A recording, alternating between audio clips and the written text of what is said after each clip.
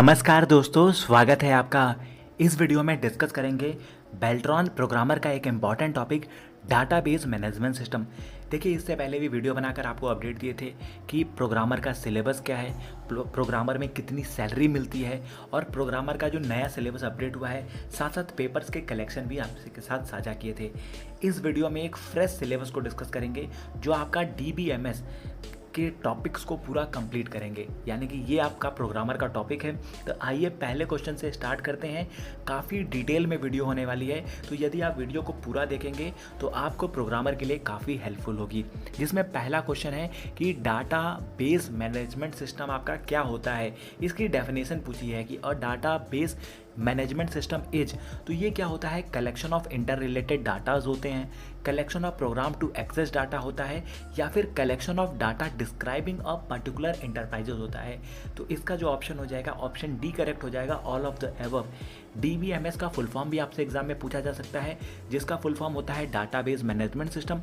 देखिए, database management system होता क्या है, ये एक प्रोग्राम का कलेक्शन होता है, यह प्रोग्राम का पूरा कलेक्शन होता है जिसके द्वारा यूजर डाटाबेस को क्रिएट किया जा सकता है, डिलीट किया जा सकता है या फिर मेंटेन कर सकते हैं। देखिए, दूसरे शब्दों में कहा जाए तो डाटाबेस मैनेजमेंट सिस्टम वह इंड यूजर तथा डाटाबेस के मध्य में एक इंटरफेस की तरह कार्य करता है, जिससे कि डाटा सुव्यवस्थित तरीके से ऑर्गेनाइज रहे और आसानी से एक्सेस किया जा सके। डाटाबेस मैनेजमेंट सिस्टम के क्या क्या कंपोनेंट होते हैं। देखिए, आपसे एग्जाम में क्वेश्चन बन जाएगा कि डाटाबेस मैनेजमेंट सिस्टम के कंपोनेंट्स हैं, जिसमें कि हार्डवेयर, सॉफ्टवेयर, डाटाबेस और प्रोसीजर्स होते हैं। MCQ में क्वेश्चन बन जाएगा कि इनमें से कौन सा डाटाबेस मैनेजमेंट सिस्टम का कंपोनेंट नहीं है या कौन सा कंपोनेंट है। तो आपको पता होना चाहिए कि डाटाबेस मैनेजमेंट सिस्टम के 4 कंपोनेंट होते हैं। पहला हार्डवेयर, दूसरा सॉफ्टवेयर, तीसरा डाटाबेस और चौथा प्रोसीजर्स। वहीं डाटाबेस मैनेजमेंट सिस्टम का डेफिनेशन आपको बताएं कि एक database management system collection of inter related data, collection of program to access data, इसका फुल फॉर्म हो गया डाटाबेस मैनेजमेंट सिस्टम। ये एक प्रोग्राम होता है जो कि एक प्रोग्राम का पूरा कलेक्शन होता है जिसके द्वारा यूजर डाटाबेस को क्रिएट कर सकते हैं, डिलीट कर सकते हैं और मेंटेन कर सकते हैं। तो आइए दूसरे क्वेश्चन पे आ जाते हैं। दूसरा क्वेश्चन कहता है कि विच of the following is not a level of data abstraction, इनमें से कौन सा डाटा एब्स्ट्रैक्शन का लेवल नहीं है। Physical level, critical level, logical level या व्यू लेवल। तो इन 4 जो लेवल हैं, कौन सा डाटा एब्स्ट्रैक्शन का लेवल नहीं है, तो इसमें ऑप्शन बी करेक्ट हो जाएगा, यानी कि जो क्रिटिकल लेवल है आपका, क्रिटिकल लेवल डाटा एब्स्ट्रैक्शन का लेवल नहीं है। अब जो बचे हुए 3 लेवल है, चाहे वो फिजिकल हो, लॉजिकल हो या व्यू लेवल हो, इन तीनों को डिस्क्राइब कर लेते हैं। तो आपका जो फिजिकल लेवल होता है, फिजिकल लेवल को इंटरनल लेवल भी कहते हैं। यह लेवल ये डिस्क्राइब करता है कि डाटाबेस मैनेजमेंट सिस्टम डाटाबेस में डाटा कैसे स्टोर करे। फिजिकल लेवल क्या डिफाइन करता है, देखो, फिजिकल लेवल को इंटरनल लेवल भी कहा जाता है। यह लेवल डिस्क्राइब करता है कि डाटाबेस मैनेजमेंट सिस्टम डाटाबेस में डेटा को कैसे स्टोर होता है, जैसे कि इंडेक्स हो गया, बी ट्री हो गया, हैशिंग हो गया। यह एब्स्ट्रैक्शन की सबसे निचली लेवल होती है, यानी कि लोएस्ट लेवल होती है। तो ये क्वेश्चन भी आपके एग्जाम में बन सकता है कि एब्स्ट्रैक्शन की सबसे लोअर लेवल क्या होती है। तो एब्स्ट्रैक्शन की सबसे लोअर लेवल को फिजिकल लेवल कहते हैं या फिर इंटरनल लेवल भी कहते हैं। दूसरा जो यहाँ पे ऑप्शन था लॉजिकल लेवल, तो लॉजिकल लेवल को कॉन्सेप्चुअल लेवल भी कहा जाता है। देखिए, ये जो होता है कॉन्सेप्चुअल लेवल, एब्स्ट्रैक्शन का अगला ऊंचा लेवल होता है, यानी कि एब्स्ट्रैक्शन का अगला, यानी नेक्स्ट हाईएस्ट लेवल होता है एब्स्ट्रैक्शन का, वो होता है आपका लॉजिकल लेवल या फिर आप उसको कॉन्सेप्चुअल लेवल कह सकते हैं। यह लेवल डिस्क्राइब करता है कि डाटाबेस मैनेजमेंट सिस्टम, यानी कि डाटाबेस में क्या डाटा स्टोर रहता है, उसके मध्य रिलेशनशिप क्या होती हैं, और ये डाटाबेस एडमिनिस्ट्रेटर लेवल होता है। फिर तीसरा जो लेवल आ जाता है जिसको कि एक्सटर्नल लेवल कहते हैं, और यहाँ पे ऑप्शन में इसको व्यू लेवल के नाम से दिया गया है। तो व्यू लेवल क्या होता है, ज़्यादातर डाटाबेस यूजर्स पूरे डाटाबेस का प्रयोग नहीं करते हैं, लेकिन उसके कुछ भाग को रीड करते हैं, इसलिए उस पार्ट को व्यू लेवल को प्रोवाइड करते हैं, और ये एब्स्ट्रैक्शन का सबसे हाईएस्ट लेवल है। ये हो गया आपका तीसरा ऑप्शन। तो यहाँ पे क्वेश्चन क्या था कि विच of the following is not level of data abstraction. तो डाटा एब्स्ट्रक्शन का कौन सा लेवल नहीं है, तो क्रिटिकल लेवल नहीं होता है, फिजिकल लेवल होता है, क्योंकि फिजिकल लेवल को ही हम इंटरनल लेवल कहते हैं, लॉजिकल लेवल को हम कॉन्सेप्चुअल लेवल कहते हैं और व्यू लेवल को हम एक्सटर्नल लेवल कहते हैं।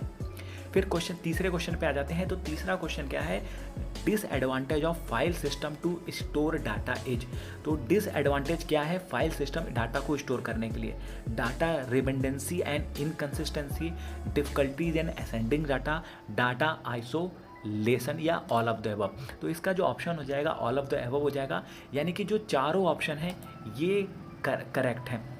आपको फिर से मेंशन कर देते हैं, यहाँ पे आप दिखा देते हैं कि किसी फाइल सिस्टम को store data, file system to store data का डिसएडवांटेज क्या होता है, तो ये तीनों हैं इसके डिसएडवांटेज आपके हो जाएंगे। यहाँ पर क्लियरली पूरा डिटेल्स भी गिवन है। चौथे क्वेश्चन पे आ जाते हैं। फोर्थ क्वेश्चन क्या कहता है, देखिए फोर्थ क्वेश्चन कहता है कि in an entity relationship diagram rectangle represent, वो क्या रिप्रेजेंट करता है, क्या एंटिटी सेट्स रिप्रेजेंट करता है, एट्रीब्यूट्स होता है, डाटाबेस है या फिर टेबल है। तो इसका आंसर हो जाएगा एंटिटी सेट्स होता है। देखिए यहाँ पर एक चीज़ मेंशन है कि ईआर मॉडल पे भी देखिए क्वेश्चन पूछा जाता है कि ईआर मॉडल कब बना था। तो ईआर मॉडल को 1976 में पीटर ने प्रस्तावित किया था। ईआर मॉडल का उपयोग रियल वर्ल्ड की कॉन्सेप्चुअल स्कीमा को प्रस्तुत करने के लिए किया जाता है और ईआर मॉडल डाटाबेस के कॉन्सेप्चुअल व्यू को डिफाइन करता है।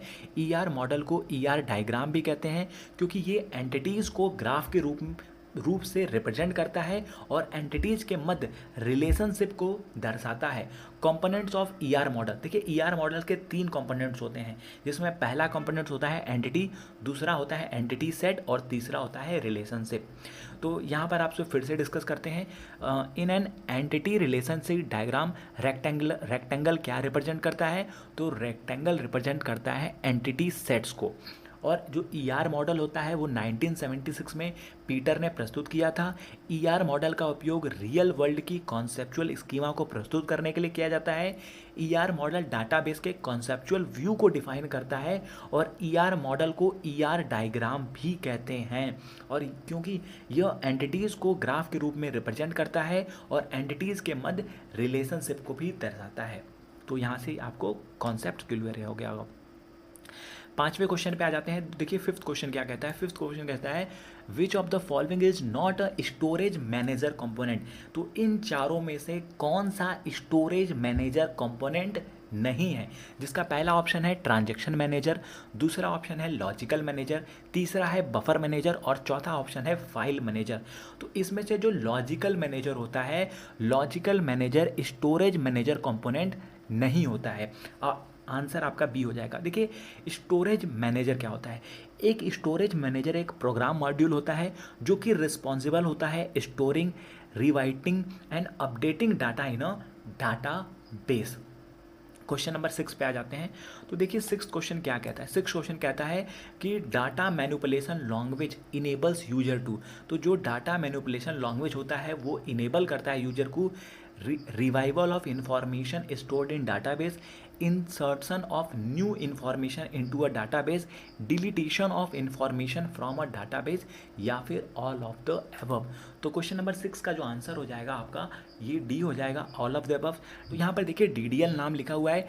DDL का पूरा क्या नाम होता है, DDL का पूरा नाम होता है डाटा डेफिनेशन लैंग्वेज, जो कि एक कॉन्सेप्चुअल स्कीमा को डिफाइन करने के लिए यूज किया जाता है तथा यह बात की जानकारी भी देता है कि फिजिकल डिवाइस में इस स्कीमा को कैसे इम्प्लीमेंट किया जाता है। जिसमें पहला होता है क्रिएट, यानी कि डाटाबेस में ऑब्जेक्ट को क्रिएट करने के लिए, दूसरा अल्टर, डेटाबेस को स्ट्रक्चर में बदलाव करने के लिए, तीसरा ड्रॉप होता है यानी कि डाटाबेस में से ऑब्जेक्ट को डिलीट करने के लिए, और चौथा होता है कमेंट, डाटा डिक्शनरी में कमेंट को ऐड करने के लिए, पांचवा रीनेम होता है, ऑब्जेक्ट को रीनेम यानी कि नाम में बदलाव करने के लिए। DML का फुल फॉर्म क्या होता है, DML का फुल फॉर्म होता है डाटा मैनिपुलेशन लैंग्वेज। DDL का क्या फुल फॉर्म होता है, डाटा डेफिनेशन लैंग्वेज। तो इस प्रकार से आपको पूरी चीज़ गिवन है, आप स्क्रीनशॉट भी ले सकते हैं और इसको आप पढ़ भी सकते हैं। 7th क्वेश्चन पे आ जाते हैं। क्वेश्चन नंबर 7 क्या कहता है, देखिए क्वेश्चन नंबर 7 है which of the following is not a schema. इन चारों में से कौन सा स्कीमा नहीं है। पहला ऑप्शन है डाटाबेस स्कीमा, दूसरा है फिजिकल स्कीमा, तीसरा क्रिटिकल स्कीमा और चौथा है लॉजिकल स्कीमा। तो इन चारों में से कौन सा स्कीमा नहीं है? तो ऑप्शन सी करेक्ट हो जाएगा, क्रिटिकल स्कीमा नहीं होता है, बाकी सब स्कीमा होता है। देखिए स्कीमा की बात है तो डाटाबेस के लिए एक डाटाबेस के लिए एक ऑर्गेनाइजेशन या स्ट्रक्चर है जो कि पूरे डाटाबेस के लॉजिकल व्यू को रिप्रेजेंट करता है ना। डाटाबेस के लिए ऑर्गेनाइजेशन या स्ट्रक्चर है जो कि पूरे डाटाबेस को लॉजिकल व्यू को रिप्रेजेंट करता है। ये दर्शाता है कि डाटाबेस में डाटा किस प्रकार ऑर्गेनाइज है तथा इसके मध्य रिलेशनशिप कैसा है। डाटाबेस डिज़ाइनर स्कीम को डिज़ाइन करते हैं जिसमें कि प्रोग्रामर आसानी से डेटाबेस को समझ सकें और डेटाबेस का प्रयोग करने योग्य बना सकें। तो यहाँ पर देखिए, यहाँ पर इनके बारे में भी मेंशन है कि फिजिकल स्कीमा क्या होता है, लॉजिकल स्कीमा क्या होता है। यहाँ पे देखिए फिजिकल स्कीमा के बारे में बताया है। फिजिकल स्कीमा ये परिभाषित करता है यानी कि डिफाइन करता है कि डेटा को DBMS यानी कि डाटाबेस मैनेजमेंट सिस्टम में किस प्रकार रिप्रेजेंट किया जाता है तथा डेटा को किस प्रकार स्टोर किया जाता है। फिजिकल स्कीमा क्या रिप्रेजेंट करता है? फिजिकल स्कीमा डेटा को डाटाबेस मैनेजमेंट सिस्टम में किस प्रकार रिप्रेजेंट किया जाता है तथा डेटा को किस प्रकार स्टोर किया जाता है, ये फिजिकल स्कीमा बताता है। वहीं लॉजिकल स्कीमा क्या बताता है? ये स्कीमा ऐसे सभी लॉजिकल कॉन्स्ट्रेंट्स को परिभाषित करता है जो कि डेटा को स्टोर करने में लागू किए जाते हैं। ये लॉजिकल स्कीमा डाटा का कॉन्सेप्चुअल मॉडल होता है। तो अब नेक्स्ट क्वेश्चन पे आ जाते हैं कि नेक्स्ट क्वेश्चन क्या कहता है आपका, question number 8, which of the following is a database language. इनमें से कौन सा डाटाबेस लैंग्वेज है? देखिए जो भी क्वेश्चन आपके साथ हम डिस्कस कर रहे हैं ये सभी क्वेश्चन बहुत इंपॉर्टेंट हैं और इसी प्रकार के क्वेश्चन आपके एग्जाम में पूछे जाएंगे। एक बार मैं आपको व्यू भी दे देता हूँ कि किस प्रकार के क्वेश्चन हैं, आप देख सकते हैं क्वेश्चन और उसके डिटेल्स कैसे किस प्रकार के क्वेश्चन हैं। तो यहाँ पे आने वाले समय में आपको इससे काफ़ी बेनिफिट्स होंगे। बाकी आपको मैंने व्यू दिखा दिया है कि किस प्रकार से आपको प्रिपरेशन करनी है। Which of the following is a database language, इनमें से कौन सा डाटाबेस लैंग्वेज है? पहला है डाटा डेफिनेशन लैंग्वेज, बिल्कुल ये डाटाबेस लैंग्वेज होता है। डाटा मैनिपुलेशन लैंग्वेज ये भी होता है और क्वेरी लैंग्वेज ये भी होता है। तो इसमें ऑप्शन डी करेक्ट हो जाएगा, ऑल ऑफ द एबव। यहाँ पे मेंशन भी है टाइप ऑफ डाटाबेस लैंग्वेज। तो टाइप ऑफ डाटाबेस लैंग्वेज में पहला हो जाएगा आपका डाटा डेफिनेशन लैंग्वेज जिसको कि DDL कहते हैं। इसका फुल फॉर्म भी पूछा जाता है कि DDL का फुल फॉर्म क्या होता है, डाटा डेफिनेशन लैंग्वेज। फिर DML का फुल फॉर्म पूछा जाता है, डाटा मैनिपुलेशन लैंग्वेज। और डाटा कंट्रोल लैंग्वेज DCL का भी फुल फॉर्म पूछा जाता है जो कि होता है डाटा कंट्रोल लैंग्वेज। TCL का भी फुल फॉर्म पूछा जाता है जो कि होता है transaction control language. TCL is use to run the change made by DML statement.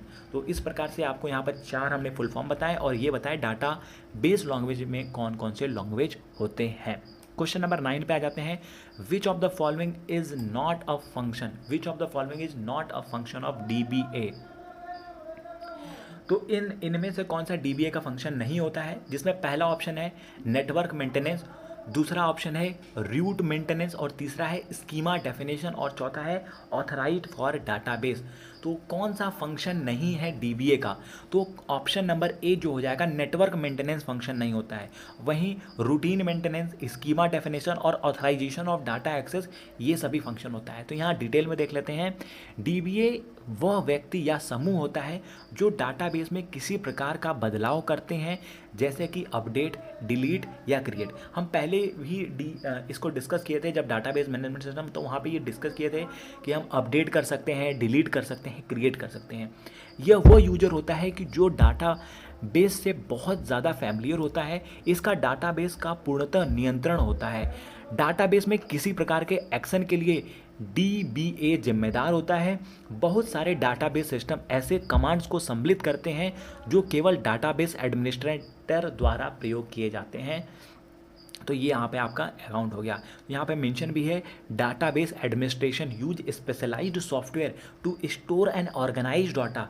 The role में include capacity planning, installation, configuration, database designing, migration, performance monitoring, security, troubleshooting as well as backup and data recovery.